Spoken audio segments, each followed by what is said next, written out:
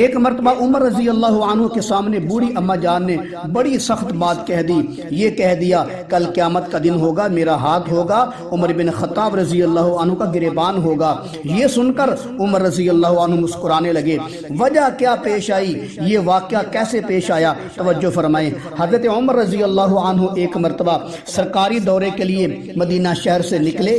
جب وہ دریائے دجلہ کے کنارے پر پہنچے تو دیکھا کہ ایک بوڑھی اماں ہے جو دریائے دجلہ کے کنارے پر رہتی ہے۔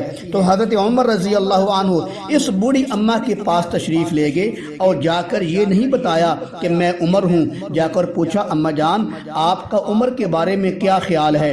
اس پر بوڑھی اماں نے جواب دیا اے بیٹا کل قیامت کا دن ہوگا اور میرا ہاتھ ہوگا، عمر بن خطاب کا گریبان ہوگا۔ یہ سن کر عمر رضی اللہ عنہ نے عرض کیا اماں جان اس کی کیا وجہ ہے؟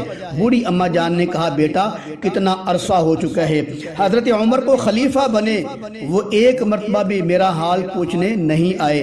اس پر عمر رضی اللہ عنہ نے فرمایا اماں جان عمر کو کیا پتا تم یہاں دجلہ کے کنارے پر رہتی ہو۔ یہ سن کر بوڑھی اماں جان نے بہت سخت بات کہہ دی۔ سنیں ذرا بوڑھی اماں جان نے کیا کہا۔ بوڑھی اماں کو کیا پتا تھا یہ عمر ہے، کیونکہ کوئی پروٹوکول نہیں تھا، کوئی ہٹو بچو کی صدائیں نہیں تھی، کوئی دائیں بائیں بہت بڑا لشکر نہیں تھا۔ بوڑھی اماں نے عام آدمی سمجھ کر کہا بیٹا اگر عمر کو پتا نہیں کہ میں یہاں رہتی ہوں تو عمر کو حکومت کرنے کا کوئی حق حاصل نہیں ہے۔ حضرت عمر رضی اللہ عنہ اس بوڑھی اماں کی بات سن کر مسکرانے لگے۔ اللہ کی قسم میں قربان حضرت عمر کی حکمرانی پر، پھر بھی نہیں بتایا کہ میں عمر ہی ہوں۔ یہی وہ انداز ہے جس کو شاعر کہتا ہے مٹا دے اپنی ہستی کو اگر کچھ مرتبہ چاہیے، دانا خاک میں مل کر گلے گلزار ہوتا ہے۔